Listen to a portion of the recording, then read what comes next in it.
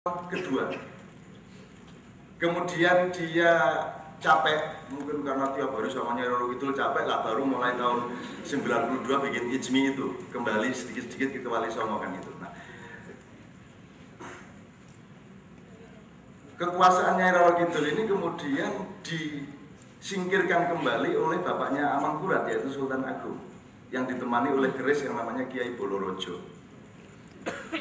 Nah, Sultan Agung ini sebenarnya ingin mengembalikan Garuda ini kembali. Nah, kenapa hubungannya sama Gus Dur? Gus, Mbah Sampean yang dulu membuat negara ini tidak ada yang pegang sampai akhirnya diambil Nyai Roro Kidul. Nyai Roro Kidul itu bukan jin, bukan orang. Itu satu mitologi yang membuat kita tidak rasional. Itu aja. Itu yang membuat kita tidak tahu apa yang harus kita percaya, yang membuat kita tidak tahu siapa benar siapa salah, yang membuat kita kehilangan parameter. Itu aja maksud saya. Jadi jangan membayangkan jin sopo sapi turut. Itu loh, jin itu cukup di toko-toko itu ada jin Levi's, ada jin. Oke. Nah, Sultan Agung sebagai turunannya ini unik, penciptaan Tuhan itu unik. Jadi sebenarnya Sultan Agung ini malah ingin mengembalikan dari Nyai Roro Kidul ke rasionalitas agama lagi kan. Tapi anaknya, cucunya justru meresmikan Garuda ini untuk dikurung oleh VOC. Nah, sekarang saya tidak panjang-panjang, saya mengusulkan diri Garuda. Jadi Garuda itu kan Anda tahu, Raja Wali, we are Raja Wali, right? Kita ini terbangnya gagah perkasa, kita melanglang buana, kita mandiri, kita punya keanggunan, kita punya keagungan di angkasa. Bangsa Indonesia adalah Garuda, bangsa Indonesia adalah Raja Wali. Kita ini lebih tua daripada Nabi Ibrahim. Orang sudah dibuktikan gitu ngomong ini salah. Yang menguasai keuangan dunia sekarang ini adalah turunannya Nabi Ismail sama Nabi Ishak. Kedua-duanya anaknya Nabi Ibrahim. Jadi keuangan Arab dan politik Yahudi dan seluruh perangkat-perangkat kekuasaannya, semua itu ada di bawah keturunan Ismail sama Ishak.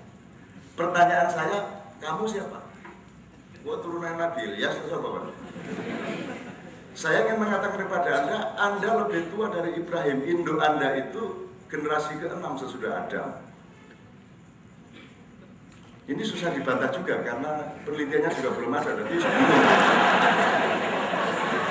sekali percaya orang percaya. Tapi kita lebih tua. Kita lebih tua dan bangsa Indonesia adalah bangsa yang begitu tangguhnya, begitu besarnya, yang tidak memerlukan revolusi apa-apa di tengah penderitaan separah apapun. Itu saking kuatnya kita, saking tangguhnya rakyat. Justru yang marah BBM naik itu kan mahasiswa, orang yang belum pernah cari duit. Rakyat yang tiap hari susah itu enggak marah, ya marah, malah di Jawa Timur, ayo nang diunggahno kesuwen iki. Wis nangis hanya nek kendel ndak wis mari ngono wis nang tanah bongko pisan aja. Di Jawa Timur begitu. Jadi kita ini punya teknologi internal yang luar biasa. Dan Pak Harwanto tahu persis bagaimana saya dimanapun saya ketemu massa, saya selalu gede-gedein hatinya. Kamu tuh orang hebat. Dan sekarang ini ceritanya sederhana. Kamu ndak boleh besar. Orang Indonesia ndak boleh besar. Terutama umat Islam ndak boleh besar. Anda menjadi orang yang dikurung dan bertengkar sendiri dalam kurungan, butuh Monas, butuh mana untuk bertengkar sendiri di dalam kurungan itu. Burung Garuda ini kalau dikurung, waktu zaman Amangkurat itu kan si Garuda berontak terus, makanya ada Kiai Kajoran, kan gitu. Ada Kiai Kajoran, ada Trunojoyo, ada siapa waktu itu berontak semua.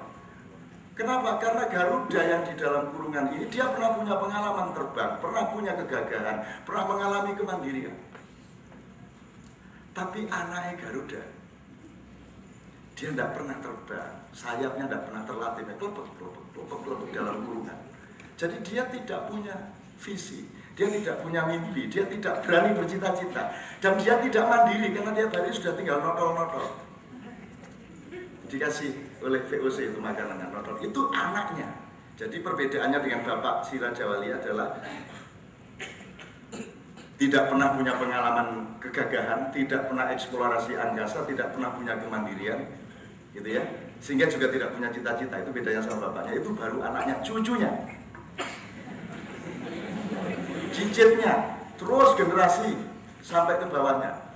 Setahu saya kalau burung tidak pernah terbang itu juga tidak ada pemuaian biologis, sehingga dia makin lama makin kecil. Jadi yang dulu Raja Wali Garuda itu sekarang sudah cipret. Segini nih, hatinya kecil, otaknya kecil, badannya gede tapi hatinya kecil.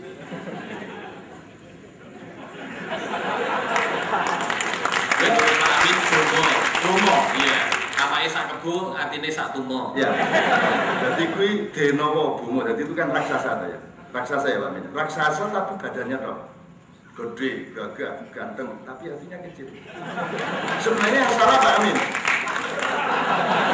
Karena Pak Amin ada di medan perang dan membiarkan semua itu terjadi. Kita sudah bener kita itu ngikutin wayang. Presiden pertama itu ya jangan Puntadewa, dia berdarah putih, dia mendito saja, ya harus Bima. Maka presiden yang pertama Soekarno atau gagah gitu kan, dikagumi oleh orang Amerika, dikagumi oleh orang Afrika di seluruh dunia, itu Bima. Setelah Bima ya adiknya halus, senyum, tapi medeni. Sabet set oleh langsung wedok 20. Nah itu jadi kan setelah Bima, Arjuna kan urutannya begitu. Nah sebenarnya Pak Amin harus menjaga dia ketua MPR dulu. Mestinya dari Bima ke Arjuna mestinya Nakula, nanti kemudian Sadewa. Lah kok keliru Gareng?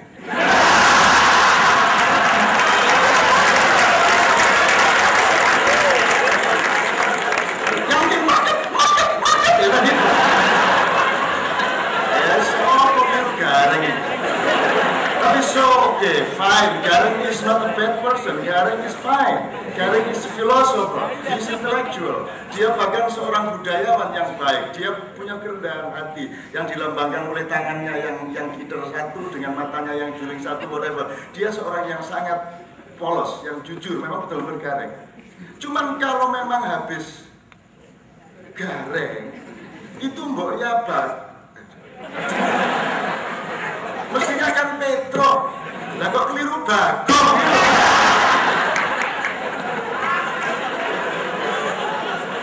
Iya, kok keliru terus ini. Lah kok terus Bagong, gak wes. Jenenge wae Bagong, ayo. Nah kalau sudah Bagong itu jam 2 malam keluar goro-goro. Kalau sudah Bagong pasti Lembok yang datang.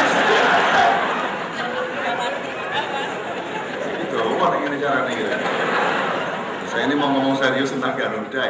Kalau sudah Lembok, nanti setelah goro-goro Pak Amin baru raksasa datang. Bumo, tadi itu kan gitu. Nah gitulah, sekarang tinggal Pak Amin. Kita nggak punya waktu lagi Pak Amin.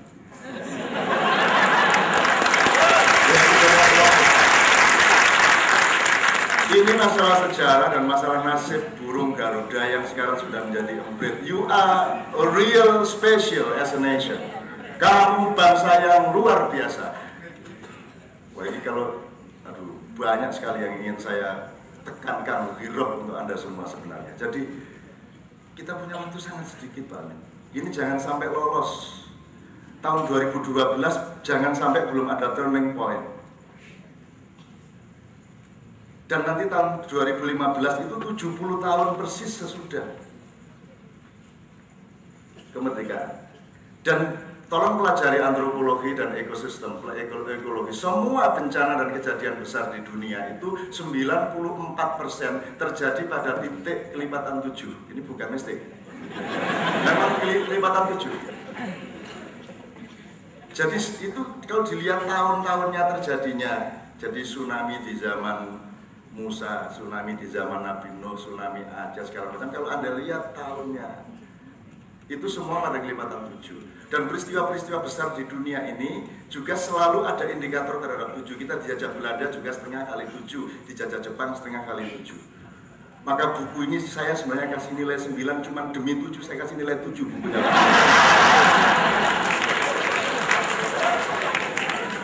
Kita nggak punya waktu lagi Pak Amin, kita nggak punya waktu lagi. Misalnya sekarang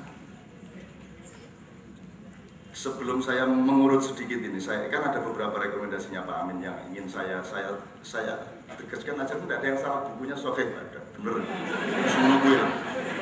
Yo, Amin Rais harus seperti itu dan Amin Rais ngomong tok rasa Amin Rais kan gitu ya. Jadi habis ini harus jelas. Go to the center of the war. Perang. Lo ya meneh, hidup adalah perbuatan.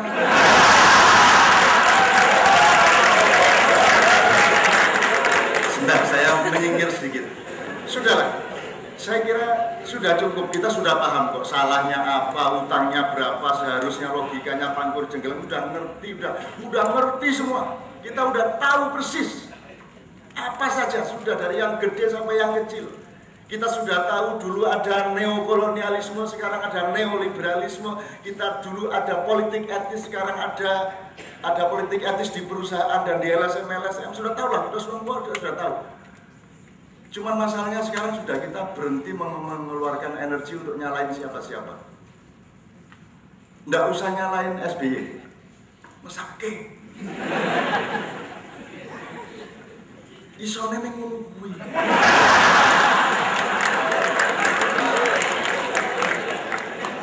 Ya enggak juga lah kalau dia sampai seperti Amangkurat, ya enggak juga. Cuma dia ya enggak ngerti, that's all. Dia enggak ngerti dia. Ojo meneh SB wong Gus Dur aja tergantung kiri kanannya kok. Nah Pak Amin kan tidak. Pak Amin kan mestinya kan yang namanya tetangga dan kiri kanannya itu kan global kalau Pak Amin. Kalau Gus Dur kan tergantung kiri kanannya semua. Oh iya.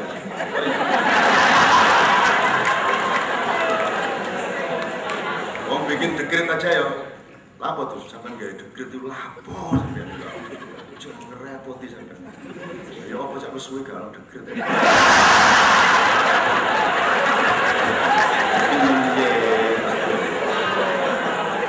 Ya tapi sampean gawe dekret dihitung. Kok sampean takon aku lak dulurmu, kok Jombang elek-elek masih gak dadi apa-apa tapi aku tresno karo sampean. Takon kayak sampean percaya Kolonel Juanda tok sampean takon aku nek TNI apa petane apa sampean takon aku iso ndelesep nang ndi ae aku iki tugas iblis ndek dunya terus dan sampean kabusan jadi waktu dekret itu sejak sore hari tank itu mengepung tentara mengepung istana Pak Amin dan moncongnya menghadap ke luar pantatnya di istana. Gus Dur mengatakan, so ini sebuah bahasa politik bahwa I'm supported by the military. Jadi moncongnya ke rakyat-rakyat rasa macam-macam dari presiden gue harus gak dekret gue menengok wae rasa ngelawan, gitu ya. Begitu dekret diucapkan muter. Iya Gus diapusi sampean terus jawabnya gampang karo Joko melon itu jenenge teplek kadang kalah.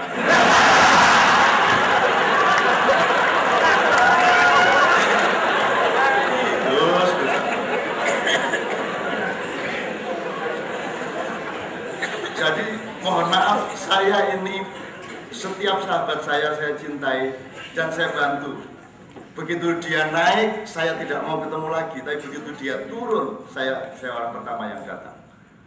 Rasulullah mengatakan temanilah 3 orang, yaitu orang berkuasa yang jatuh, orang kaya yang menjadi miskin, orang terhormat yang dihinakan. Dan itu pekerjaan saya cuma seperti itu. Nah Gus Dur tak parani isu-isu terus saya disuguhi melon di istana dipangan dewe mas. Nggak pernah mempersilahkan dijurkan yang jumpai gak ini. Waktu terus saya sama istri saya sama Andi, saya teman di Jakarta ini presiden tua. Gue gak no dibadok di. Aku terus ngelirik ini nyolong buku-buku apa di unak. Sampai ini apa sih Gus ya. Tapi dia setelah cemberut 20 menit setelah ketemu saya relax lagi. Dan udah sekarang sampai pulang untuk apa di istana. Sudahlah sampai ini istana terlalu kotor untuk kesucianmu. Go to the Ciganjur Palace, that's the real palace of you. Nanti tak gawe no yayasan Gus. Ngono ya, Cak. Terus tak sampean mulai tenang ae. Jenenge bal-balan iki ya, Gus. gak melujur ngene. Mentang-mentang gawang di sana menggiringi rotor itu jadinya Abu Bakar Basir. Bal-balan ini kadang dioper nang mburi, kadang nang iringan itu bal-bal lagi sampean saiki ngoper nang mburi sik terus nanti tendangannya lebih keras. Saat itu nendang sing kena Muhaimin. Iya.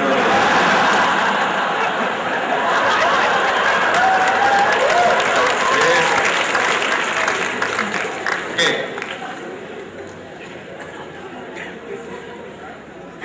Ini teman-teman ini serius enggak sih?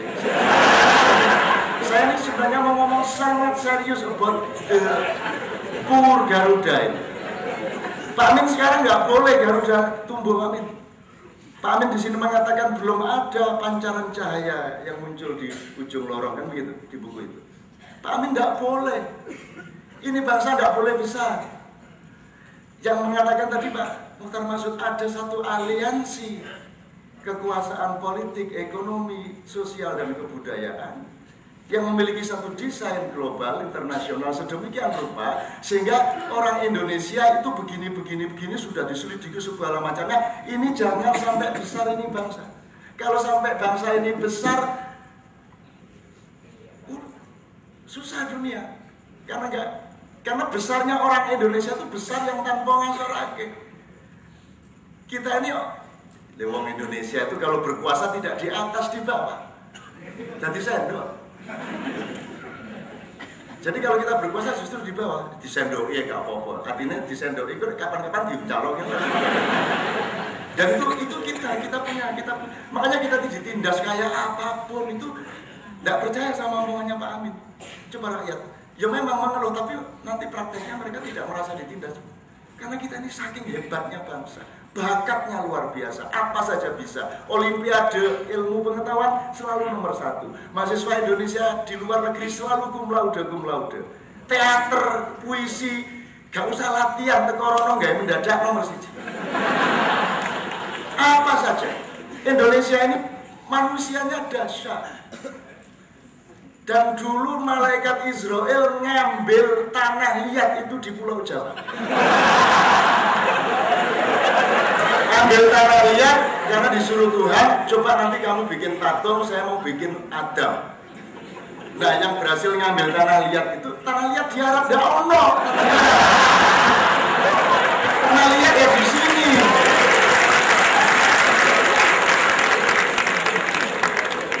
Jadi kayak tanah liat yang pasti di sini. Nabi Nuh bikin perahu, emang kayunya di Yordania, kayu opo. Di Pacitan situ dulu.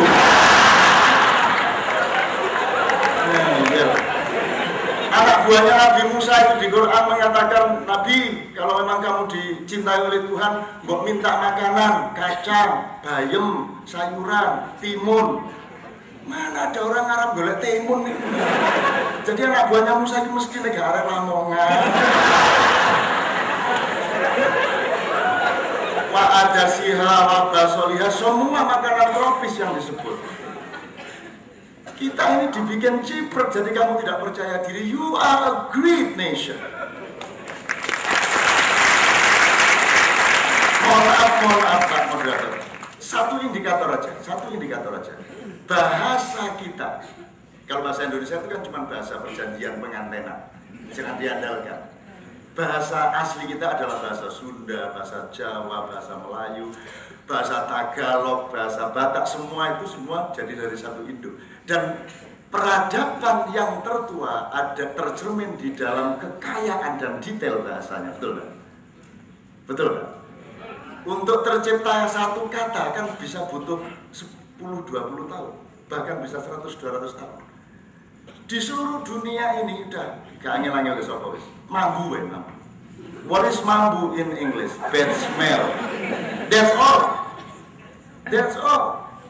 They don't understand what is the difference between pesing and pelus and bacin and badet. Do they know? They are so young. Mereka masih muda. Amerika itu masih muda, anak kecil. Kita sudah tua, kita ngerti, ditutup matanya itu. Woy. Kita gitu. Itu anu arek guru ngatus. Ngerti mati dia. Itu saja saya bangga, itu tok saya sudah bangga sebagai orang Indonesia. Itu tok. Saya sama Kiai Kanjeng itu keliling kemana dan daftarin itu. Tiba saja fall down. Nek bahasa Arabnya sakoto, itu tok. Ya sekutu, itu tok. Tapi Jawa, glosor, glomuk, kejungkel, kecedak, masuk. Nggak mungkin bangsa seperti ini bisa dijajah terus-menerus. Kita akan jadi kembali dari Garuda. Kita akan memimpin dunia. Ya, memang tugasnya Allah kepada kita itu dulu memimpin dunia. Makanya namanya mangku bumi. Hamenku buwana. Utek ini. Kurang jelas apa? Kurang jelas apa? Ini bangsa luar biasa. Makanan, lagu, kesenian, teknologi, apa saja. Handphone buantingin terwok, direbut karena besoknya hidup lagi. Udah, serahkan orang Indonesia. Apalagi kalau kebudayaan. Padahal sekarang kan alternatifnya budaya, Pak. Politik sudah tidak bisa lagi, semua tidak bisa. Tinggal gimana kebudayaan bisa membereskan begitu banyak. Dan kalau kebudayaan tidak ada yang bisa melawan orang Indonesia. Dari apa saja, segi apapun dari kebudayaan. Orang Indonesia lagi, alah. Gusti Allah yang tidak guyon kok. Pura-pura naik haji, pura-pura umroh jane ora. Agama di sini menjadi bagian dari kebudayaan, bukan kebudayaan menjadi bagian dari agama. Jadi di sini tidak serius-serius amat kayak di Timur Tengah. Cuman sekarang kita tidak boleh besar, maka harus direkayasa. Ahmadiyah, Al-Qiyadah, apa semua direkayasa untuk supaya kita bertengkar terus satu sama lain. Dan momentumnya sangat mereka tentukan. Dan kita jangan mau ikut bertengkar di situ. Mari kita datang dengan tersenyum dan tertawa dengan kebesaran Garuda, kebesaran Raja Wali, yang begitu. Saya sastrawan, Pak, aslinya. Tapi disuruh jadi kiai, disuruh jadi ulama, kadang disuruh jadi pemusik. Dan saya bersyukur kepada Allah, saya keliling dunia karena musik. Padahal aku gak iso do re mi fa sol blas. Tapi saya pentas di pusat musik klasik di mana-mana. Dan di situ saya bangga jadi orang Indonesia, lah gampang dihapusi bolos. Orang Indonesia gumun. Dan kita tuh di Indonesia itu merangkum seluruh budaya global. Hanya kesenian Indonesia yang bisa mengucapkan seluruh dunia. Kalau kesenian Arab hanya bisa mengucapkan kesenian Arab. Alat Arab hanya bisa mengucapkan kesenian Arab. Alat Barat hanya bisa mengucapkan kesenian Barat. Tapi kesenian Indonesia bisa mengucapkan Barat, bisa mengucapkan Arab, bisa mengucapkan apa saja. Ini serius. Kalau kita belajar musik, serius. Wah, are-are ini adzan wis. Mau minta muadzin berapa? Sak kampung. Cari di Mekah jumlah muadzin sing enak dirungokno. Bisa dihitung karo jari. Dikini membelater. Di mana-mana enak suaranya. Cengkok negro bisa, jazz, blues bisa. Apa aja bisa. Cari satu orang Arab kon nyanyi es lilin macet, nek iso. Cari satu orang Amerika suruh nyanyi lir-lir, nek iso. Tapi kita nyanyi Barat mana saja kita bisa. Kita nih kapten kesebelasan dunia. Kapten sebelah itu kalau kiper tidak ada, kita kiper. Kalau back kiri tidak ada, kita back kiri. Kita multi bakat, kita bisa apa saja. Maka kita tidak boleh besar oleh mereka. Kan begitu. Jadi Pak, setiap munculan cahaya pasti dibutumpes. Only you, hanya Pak Amin yang bisa melanggar hukum ini. Kalau saya sudah dibunuh sudah lama, sama wartawan-wartawan pers sudah bunuh saya sudah berpuluh-puluh tahun. Jadi saya tuh biar nangkep maling tidak akan masuk koran. Saya nangkep maling nggak masuk koran, Pak Amin lewat apa cak ya aku nangkep maling, gue yang berbuku koran Amin Rais. Nah, saya nggak ada masalah dengan itu semua, tapi you are the only one yang bisa melanggar itu, menembus itu, Pak Amin. You are name make news. Kalau Pak Amin mau, itu semua sudah nungguin anak wartawan semua. Nek aku masih muda ya, gak gumun. Masih aku kalau Gusti Allah melaku-melaku gak gumun. Tapi kalau Pak Amin punya peluang untuk itu semua. Jadi teman-teman sekalian, saya mohon maaf. Sekali lagi soal Garuda ini saya sangat serius, sangat serius. Dan saya sebenarnya datang ke sini ini putus asa saya. Raiso, Pak Amin mengatakan dibutuhkan seorang kepemimpinan alternatif. Sopo, ono yo ora ento, pasti dibunuh sama jaringan itu. Nah, yang bisa mengatasi pembunuhan itu Pak Amin. Gitu. Kalau Pak Amin mau tidak mau, media butuh sama dia. Nah, aku modaro. Gusti Allah teko nang omahku salaman piye nun kabari. Ku nek orang menarik. Kalau Gusti Allah salaman jagongan lho karo aku. Sampai iblis ini sekarang melakukan hubungan intensif sama saya. Terakhir sekali Pak Arwanto, saya mohon izin. Ini yang paling sedih melihat keadaan Indonesia ini bukan Jibril, bukan Mikael, bukan Israfil, bukan hanya iblis, sedikit Israel dan sedikit Israel, karena dua-duanya agak mirip. Karena Anda tahu kalau manusia itu makhluk yang diberi hak demokrasi, tapi kalau malaikat itu tidak diberi hak. Dia hanya ya'malu ma yu'marun, dia hanya menjalankan yang diperintahkan. Itu pun Jibril masih melanggar. Jadi dia masih punya inisiatif, misalnya Nabi Muhammad dilemparin batu di Taif, Jibril datang, mat piye nek tak bumbunge tak jupuke tak bleke kutha Taif. Ampun, membuat musake gitu kan. Jadi Muhammad itu punya sifat Jawa. Musake Allahumma hdiqomi innahum la ya'lamun kan gitu kan. Jadi Rasulullah nggak tega. Padahal iblis menawari mengambil gunung, akhirnya gunungnya wis tak gawe emas wae. Gunungnya akhirnya jadi emas. Sekarang Anda bisa lihat antara Mekah Madinah itu ada gunung emas yang memang disediakan untuk Muhammad. Kalau nanti minyak Arab habis masih punya emas gunung. Kan gitu. Nah, itu yang bikin Jibril. Artinya Jibril ternyata boleh punya inisiatif. Ketika Ibrahim mau dibakar oleh Namrud, itu yang datang 3, Jibril, Mikael, Israfil.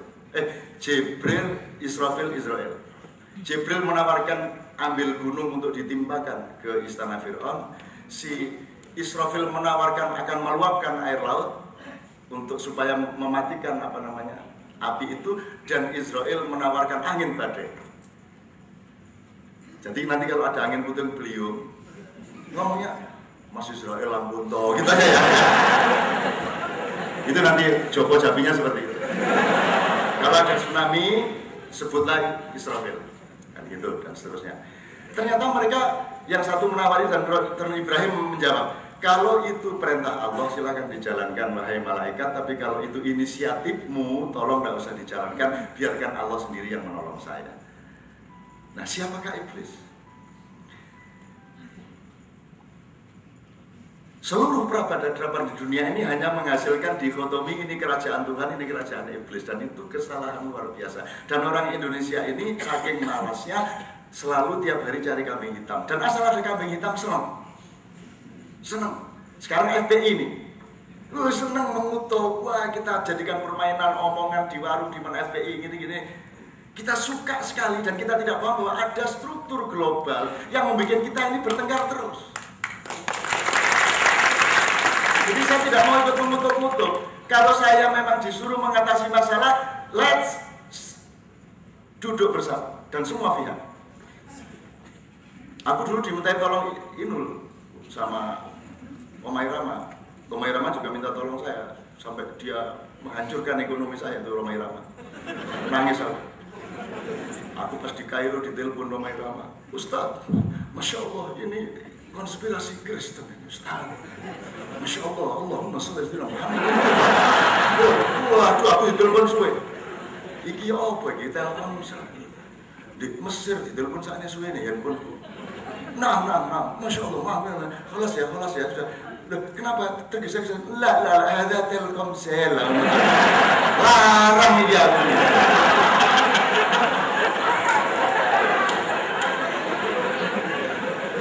Saya mau mendamaikan mereka tapi berdua. Saya mau ketemu Habib Rizik, saya mau ketemu Pak Amin dan semua teman-teman lain, kita duduk bersama. Kalau enggak kita nambah masalah. Dan saya tidak akan ikut nyerbu siapa-siapa. Apakah gara-gara Habib Rizik nyerbu terus saya terus nyerbu Habib Rizik itu? Lah terus bedanya Habib Rizik karo aku apa nih? Nah aku yang melu nyerbu, Tuhan aja nggak mau gitu kok. Tuhan aja ketika ada orang penyembah berhala 80 tahun sakit, terus dia bilang sama berhala-berhala, kalau kamu tidak menyembuhkan saya akan pindah ke Tuhan. Dia bilang gitu. Jibril tersinggung, wih enak aja Tuhan untuk tempat kompensasi. Terus Jibril lapor Tuhan, enak aja itu penyembah berhala. Dia bilang kalau si berhala nggak bisa menyembuhkan, maka dia akan pindah ke tempatnya Tuhan, akan menyembah Tuhan. Saya tidak terima sebagai hamba Allah, kata Jibril. Terus Tuhan mengatakan, ya orang, ya sudah disembuhkan aja, Bil. Loh, dia menghina Tuhan. Ya, terus mereka tak saya sembuhkan, bedanya berhala sama saya apa? Tuhan ngomong gitu. Tuh.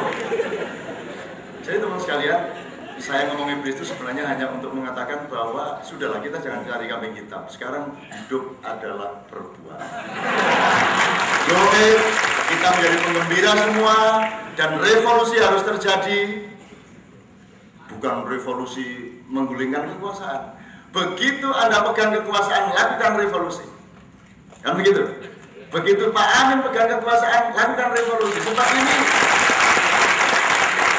ini semua pesan-pesannya Pak Amin ini harus revolusioner semua ini. Ini kabeh. Loh, ini nanti yang ngaco Pak Amin bawahannya Pak Amin ya. Nah sampean menteri yang ngaco dirjen dan irjen sampean. Nah sampean bupati yang ngaco kepala bagian sampean gitu loh. Kalau Gus Dur yang ngaco ya kiri kanannya. Gitu loh. Gitu loh. Jadi ini harus ada revolusi besar-besaran ya. Revolusinya cara kita lah. Revolusi enggak ya cara Jombang maksudnya kalau asik-asiknya itu cara Jombang. Gabungan antara Hadratus Syekh, Bung Tomo, Gobloh, Asmuni, Basir. Jadi ada unsur Abu Bakar Basir ya ada, unsur Asmuni harus tetap ada, Gus Dur harus tetap ada, ilmunya Cak Nur harus tetap ada. Jadi semua lengkap. Nek Abu Bakar Basir tok ya susah, Asmuni tok ya gak dadi, Cak Nur tok ya wis gak ono, Gus Dur tok ya becik bingung saiki. Jadi teman-teman sekalian, ini pokoknya inti dari apa yang saya katakan adalah saya sangat setuju dengan buku itu. Ya memang itulah satu-satunya yang harus kita lakukan sekarang. Dan amin, tafadhol, ilal amam. Assalamualaikum warahmatullahi wabarakatuh. Terima kasih Cak Nur. Jadi salah satu yang saya tangkap tadi adalah Cak Nur menyarankan Pak Amin untuk maju ke medan perang. Jadi kira-kira ya diperlukan dana 1 triliun untuk maju begitu. 1 triliun itu banyak kalau untuk beli arem-arem ini, apalagi dari Pak Mela pandai melayani langganan.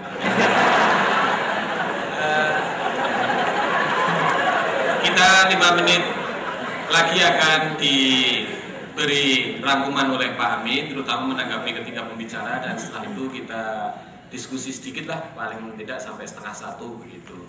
Sehingga dengan demikian mohon maaf nanti paling banter hanya ada 3 penanya atau penanggap begitu. Pak Amin akan memberi tanggapan dari apa yang telah disampaikan ketiga pembicara tadi, Pak Mukhtar, Pak Derajat, dan Cak Nur. Silakan Pak Amin. Jadi saya pendek saja, saya terima kasih sekali pada pembedahan buku sederhana ini. Yang pertama dari Pak Mukhtar Masud tadi dengan teori wajib tadi ya, teori wajib. Saya kira bagus gitu. Dan kemudian dari Pak Derajat Wibowo, kita sudah tahu bagaimana ya keadaan kita sudah memang parah. Jadi it's not on level kira-kira. Kemudian tadi gongnya tentu adalah saya nggak tahu apa dia, budayawan, sastrawan, filosof, ahli musik, ya, pokoknya segala macam ada di tempat yang satu itu, manusia satu itu.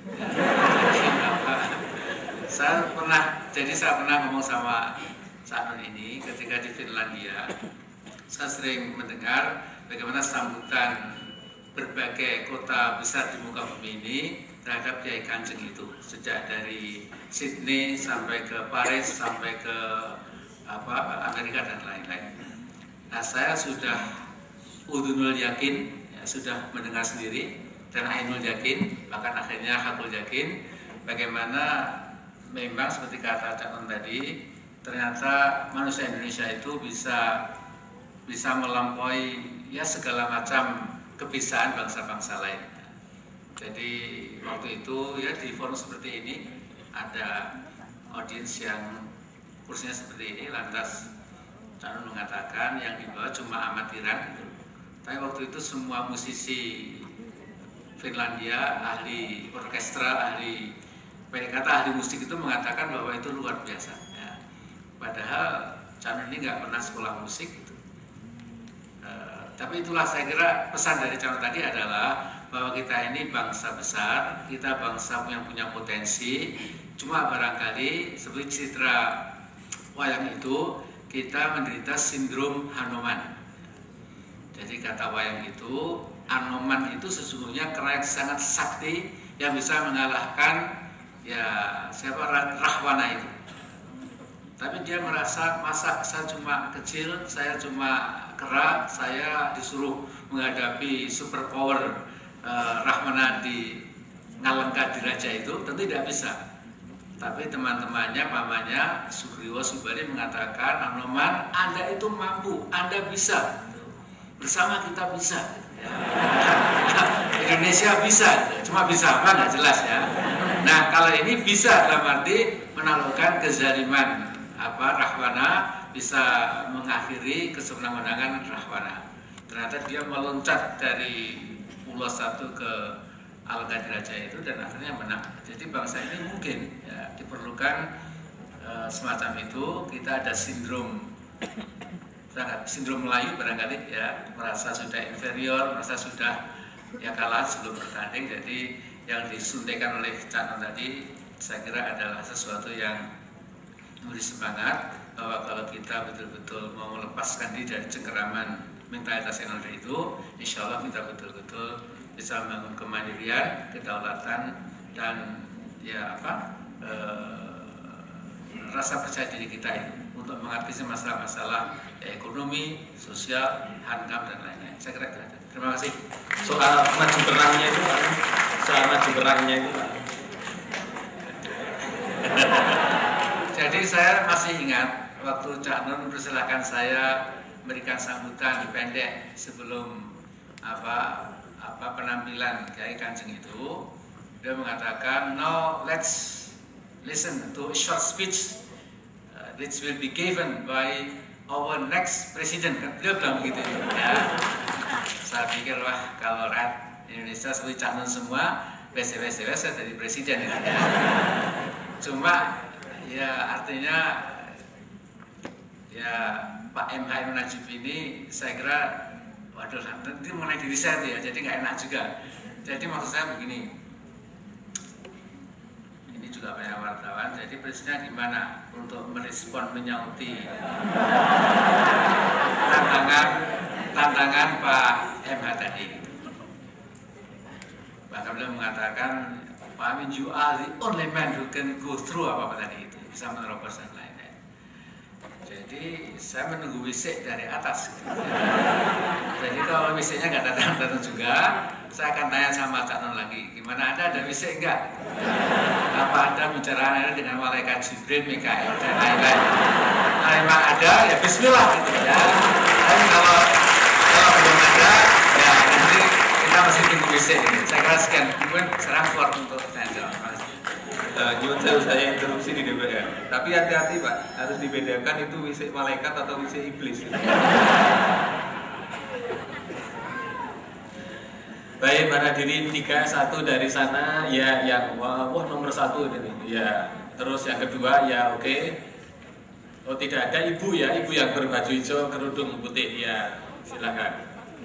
Nama dan dari mana? Assalamualaikum warahmatullahi wabarakatuh. Saya Nur Sasongko dari Muhammadiyah Sleman. Saya bayangkan ketika Montesquieu menawarkan teori trias politika, kalau lihat di Indonesia sekarang ini nangis mungkin. Karena ternyata eksekutif, legislatif, yudikatif, maaf Pak Derajat, itu nggak ada yang benar. Sehingga jadinya seperti ini. Dan saya hanya melihat bahwa yang bisa dandani eksekutif, legislatif, yudikatif di Indonesia ini Pak Amin. Saya mohon Pak Amin maju presiden. Hidup Amin Rais! Nanti sampean pengen jadi menteri apa? Wis masa bicara kok. Ya pokoknya paling ora Menko Kesra ya. Maksudnya Menko Kesrakan. Belakangnya aja sekalian Bu. Setelah itu baru nanti kita ke tengah. Monggo Bu, silakan. Terima kasih. Assalamualaikum warahmatullahi wabarakatuh. Waalaikumsalam. Nama Siti Kasyati dari Ketua Lembaga Hubungan Organisasi Hukum Advokasi Aisyah Jawa Tengah. Ada beberapa hal yang ingin saya pertanyakan kepada Pak Amin dan para bicara. Menurut pengetahuan kami, dari misalnya para catatan para tokoh tentang sejarah perpolitikan Islam seperti Hamilton Gibb, kemudian HRQ dan lain sebagainya, itu menyatakan bahwa hampir semua perspektif yang digunakan untuk merubah sesuatu itu melalui agenda-agenda politik. Ini diyakini kita contoh oleh Al-Syariati dengan syirik sosialnya di Iran dan lain sebagainya. Namun setelah terjadi selalu saja mengalami kegagalan-kegagalan tertentu yang kalau itu tidak dibangun dari aras sosial atau society, masyarakat madani, itu juga tidak ada artinya apa-apa. Sehingga seringkali kita lupakan bahwa mengapresiasi sejarah untuk bagaimana bangsa itu menjadi besar atau kuntum khairu ummatin ukhrijat linnas itu benar-benar terwujud dalam kapasitas membangun civil society. Dalam ranah ini kira-kira perspektif yang harus kita kembangkan seperti apa? Itu yang pertama. Yang kedua, dua saja Pak, bahwa memang diyakini ranah politik memberi satu perubahan yang luar biasa, tetapi kita harus sadar bahwa itu saja tidak cukup tanpa adanya melalui mekanisme dan SDM yang handal. Maksud saya, leadership tidak bisa hanya dibangun semata-mata. Sebagaimana Rasulullah itu menjadi Rasul juga tidak tiba-tiba. Oleh karena itu model menjalin kepemimpinan yang supaya efektif sehingga mampu menjadi penggerak sekaligus reformis yang berakhlakul karimah itu seperti apa, yang saya kira kita tidak hanya perlu marah saja, tetapi setidaknya kita mampu menyediakan model yang mungkin bisa kita jadikan sebagai bahan kajian. Terima kasih. Wassalamualaikum warahmatullahi wabarakatuh. Kalau soal SDM handal, Jogja ini sudah cukup banyak, misalnya SDM Saten, SDM Sulawesi. Baik, kemudian silahkan. Oh ya, enggak Mas yang tadi berbaju abu-abu.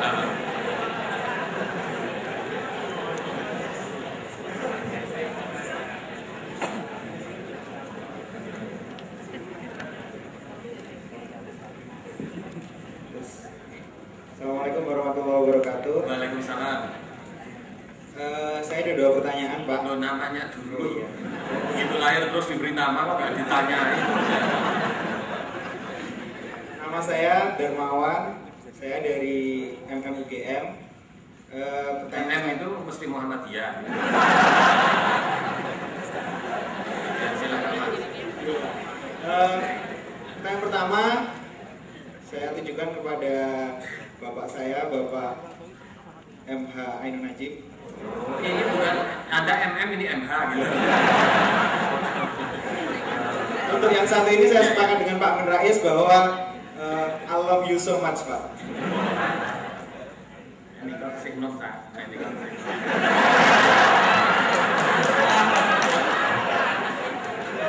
Yang ingin saya tanyakan ini, Cak Nun. Beberapa waktu yang lalu saya sering sekali mendengarkan Cak Nun mengatakan dalam Bang Wetan di Surabaya bahwa manusia itu sebenarnya ada 4 tipikal.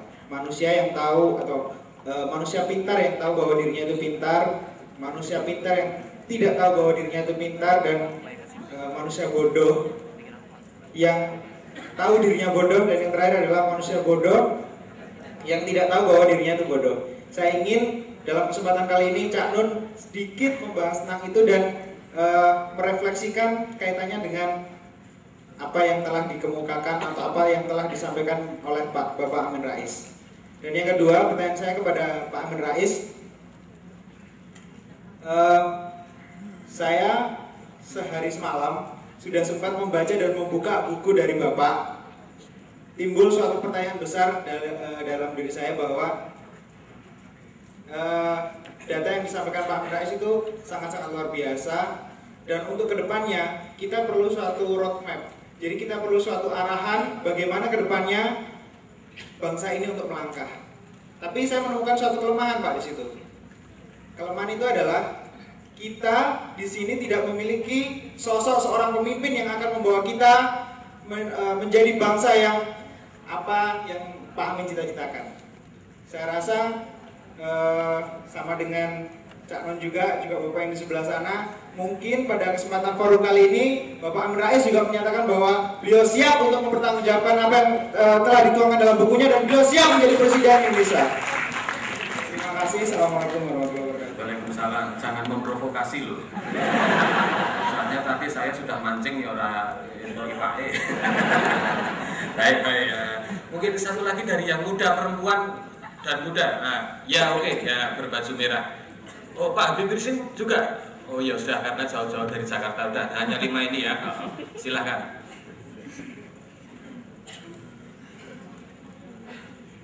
Assalamualaikum warahmatullahi wabarakatuh. Waalaikumsalam. Nama saya Mariana Ulfa. Saya setuju dengan Ulfa dari PWIC. Saya setuju dengan yang dikatakan dengan teman-teman. Kalau selama ini ya benar seperti yang dikatakan Pak Amin, kita butuh seseorang untuk sesuatu yang revolusioner itu. Tapi kalau melihat dari perkiraan atau nama-nama yang sudah keluar selama ini, kita juga boring sendiri gitu mendengar namanya. Kalau dari iklannya aja sudah ada Wiranto, sudah ada Prabowo, sudah ada Bahir, sudah ada Megawati juga akan maju, dan yang lain-lain kok kayaknya nggak ada yang baru gitu. Kecuali, jadi kadang kalau ngomong sama teman-teman kadang terus pilih yang mana ya? Pilih yang belum pernah aja lah, yang belum ketahuan jeleknya gitu kan Pak. Nah, jadi karena kita tuh berpikir untuk melakukan sesuatu yang sehebat ini sepertinya lah cuma ada di Yuan gitu kan Pak. Cuman masalahnya adalah nggak tahu nih Pak Amin kayaknya iya atau enggak, saya juga nggak ngerti gitu kan. Tapi di mana-mana Pak, kalau baca di buku ataupun hal-hal yang bersifat bijaksana atau di mananya minta nasihat, orang yang layak menjadi raja adalah orang yang sebenarnya tidak ingin menjadi raja. Saya cuma ingin mengatakan itu saja. Jadi orang yang sangat mengejar kekuasaan sepertinya kenapa dia nggak pengen jadi presiden atau mau menjadi sesuatu, sepertinya sudah dia punya target sendiri gitu. Oh, saya pengen seperti ini atau seperti ini. Tapi ketika seseorang mengatakan, aduh saya mampu nggak ya untuk posisi itu, justru dialah yang layak untuk posisi itu. Nah, sebagai anak muda sekarang saya juga tidak pengen keluar dari diskusi ini kita cuma membahas sama teman sebelah, sama teman kosan atau sama teman tetangga gitu kan, cuma sekedar ngomong di belakang tapi tidak ada perbuatan. Seperti yang dikatakan berulang-ulang, hidup adalah perbuatan kan Pak ya. Ya, jadi saya muda-muda ini minta nasihat aja dari Pak Amin, mungkin apa yang bisa dilakukan. Mungkin kalau bangsa keberatan Pak ya, buat saya dan teman-teman, mungkin dari sekarang nih apa nih yang harus dilakukan untuk perubahan bangsa ini? Apakah saya harus menyelesaikan studi dengan baik-baiknya, IP tinggi, dapat kerja bagus, habis itu daftar partai, mengajukan menjadi calon, terus akhirnya baru bisa memperbaiki negara ini? Atau mungkin kita pulang dari sini bikin tim sendiri atau kembali ke organisasi masing-masing dan kita sepakat untuk mendukung Pak Amin gitu kan? Itu aja, saya minta nasihat apa yang harus kita lakukan setelah ini. Jadi nggak cuma membahas dan membahas.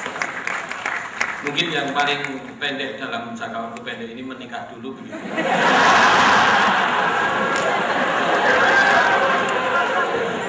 Nah, soalnya kalau itu yang dipikirkan kan, nama-nama yang tadi sudah boring itu Anda ganti dengan nama yang sedang jadi ikon. Roso. Tapi hati-hati, Roso itu bukan berarti kuat. Roso itu loro iso. Jadi banyak yang kemudian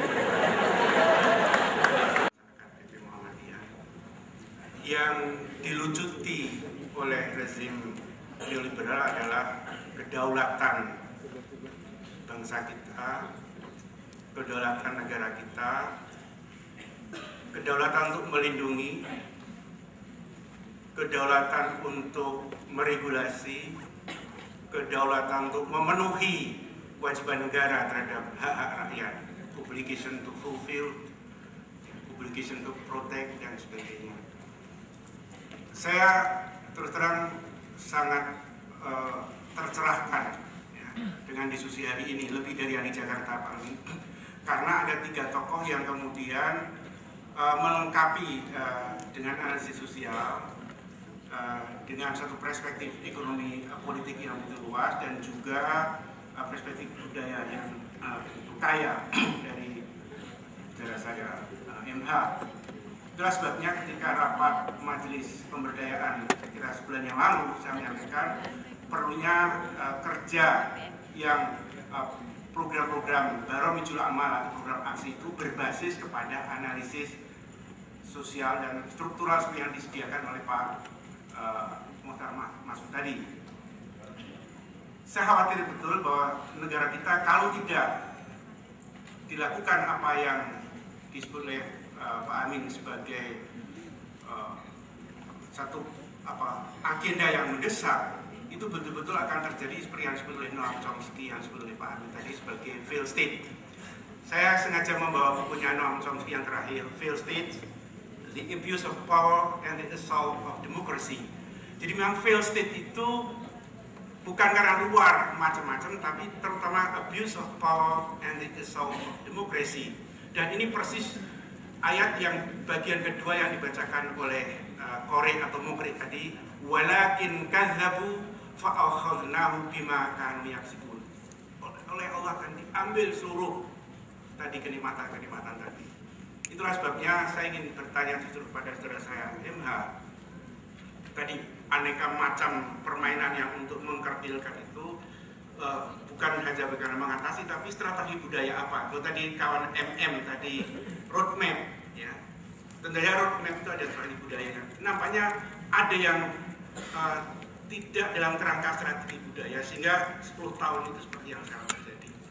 Saya dengan Mas Muhtar Masud saya kira mengadres isu hutang, bahkan international trade, saya kira 988 ya Mas Muhtar. Saya kira tadi ada 2 Mas Muhtar yang katanya bukan kurang, tapi mesti di-follow up bersama, yaitu tentang kerangka kerja kita bersama, dan kedua Baromijul Amal atau action plan. Bagaimana bukan apanya ya, tapi bagaimana itu bisa dilakukan, karena Pak Amin sudah menyediakan analisis yang begitu komprehensif dan begitu lengkap. How to yang 2 tadi. Terima kasih. Assalamualaikum warahmatullahi wabarakatuh. Waalaikumsalam warahmatullahi wabarakatuh. Monggo Pak Amin dulu yang menjawab, terutama ya berkait dengan Mas Nur Sasongko dan Mbak Yanti dengan Mbak Rufa. Saya kira sudah berbahas sedikit. Mudah-mudahan kita bisa menyelesaikan 5 masukan dan pertanyaan. Saya kira kita share ya, nanti semua menjawab. Kemudian pertama dari Mas Nur Sasongko, integrasi politika itu malah buat kita nangis, karena yang mestinya ada separasi atau pemisahan kekuasaan di Indonesia ini malah legislatif, eksekutif, yudikatif bersatu untuk ya melakukan pelestarian, penzaliman sosial, ekonomi, hukum, dan lain sebagainya. Jadi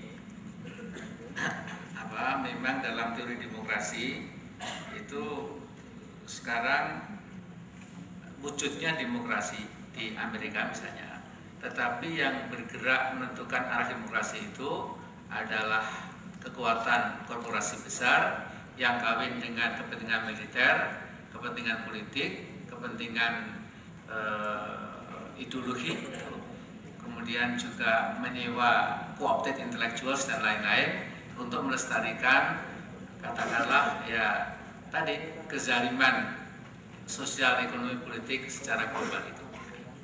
Malahan kalau di Amerika itu the fourth estate of democracy, yaitu estate keempat demokrasi, itu ikut-ikutan sudah bergabung dengan koalisi 3 legislatif, eksekutif, yudikatif yang sesungguhnya sudah sangat jauh dari penegakan keadilan bahkan nilai kemanusiaan. Jadi kata para pakar komunikasi dulu di Barat, media massa itu menjadi watchdog, menjadi anjing pengawas yang membela kepentingan publik.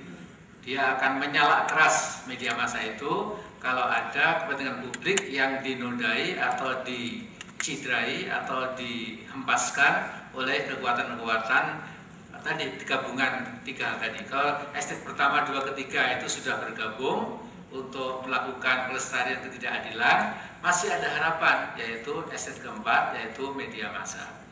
Cuma media massa itu turun dari watchdog menjadi guard dog, menjadi anjing penjaga. Menjaga apa? Menjaga pemilik modal dan menjaga kekuasaan. Kadang-kadang mereka masih mengkritik, tetapi perorangan, tapi strukturnya itu dilestarikan.